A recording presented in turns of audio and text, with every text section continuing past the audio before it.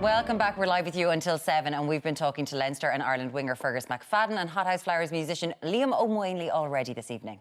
Now on the couch is a woman who was first spotted selling ketchup paintings on St Stephen's Green and was told she was infringing copyright. This is all true. She now has an international following, being called the Mistress of Irish Pop Art. Please welcome artist Orla Walsh. Hello. Orla, it's such an interesting story. You've got a background in art, but you only started painting full-time when you were pregnant. That's right, when I was pregnant with my first daughter. So I was working in graphic design, and actually the company I worked for designed the first logo here for TV3. For TV3? Yeah. All those years ago? All those years, well, yeah, all those years ago. A while ago. You were merely a smurf. Giving away now my age, but anyway. So I got pregnant, my first child, and I'd always wanted to paint. My husband said to me, well, look, you know, you can take the chance now. I was exhausted in the mornings, and he said, if you want to paint, paint. And I did, and it just went from there. So... and then what you do paint, so ordinary objects are things that inspire you, and we will mention the Heinz ketchup bottle. Yeah. So why did you end up painting that? Well, I ended up painting that because when you go back to painting, you want something that's uniquely yours anyway.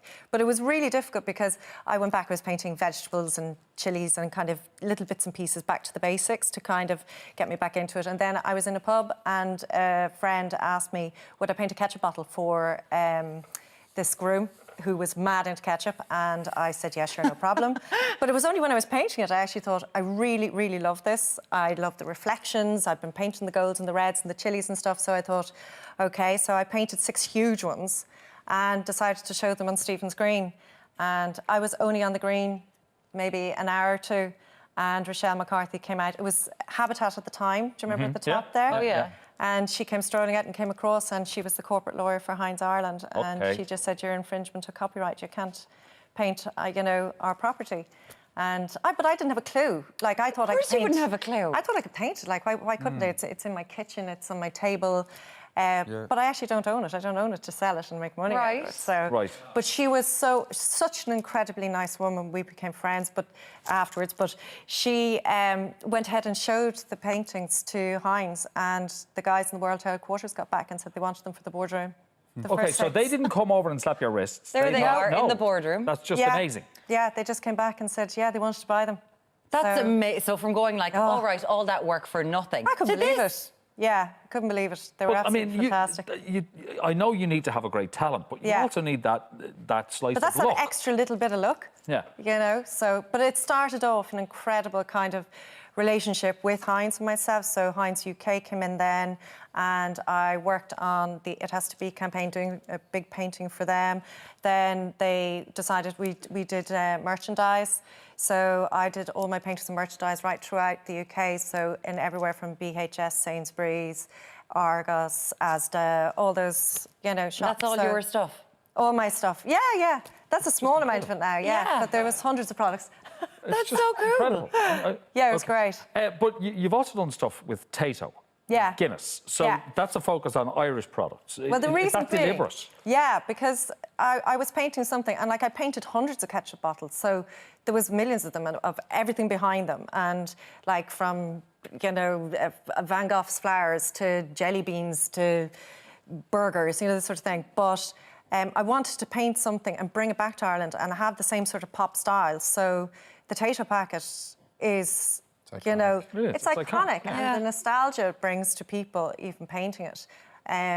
And it had everything in it. It has the block colours, and then it has the shiny crinkles. Well, the shiny crinkles I put into it, because years ago it was a matte pack. You remember that? The pub crisps, especially. Yeah, and it was matte. There was no shine off it. But they don't have any of the packs anymore, so there was just a flat image. So I take a flat image, I crinkle a new packet of crisps, and then I paint the crinkles onto the old pack, and so that it pops. Yeah. I suppose it's funny, Liam, would you find, you know, inspiration in ordinary everyday life? I suppose you must do.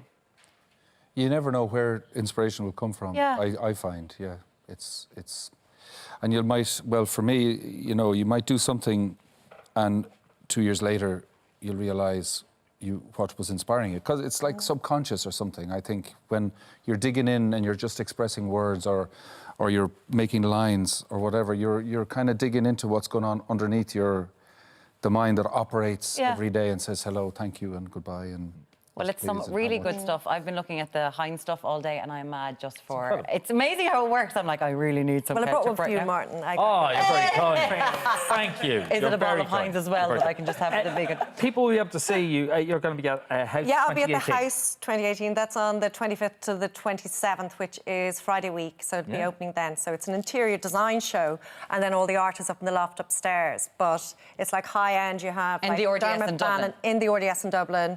Dermot Bannon will be there, Roisin Lafferty, Joe Hamilton, and like loads of sort of industry leaders will be there to show everybody, give them all tips. And then, of course, all the art will be upstairs, and there's a lovely selection. Like it's, you know, you'll have sort of figurative, there'll be portrait, something for kind of there will be something for everyone. Yeah. You know, abstract realism, you know, and pop art.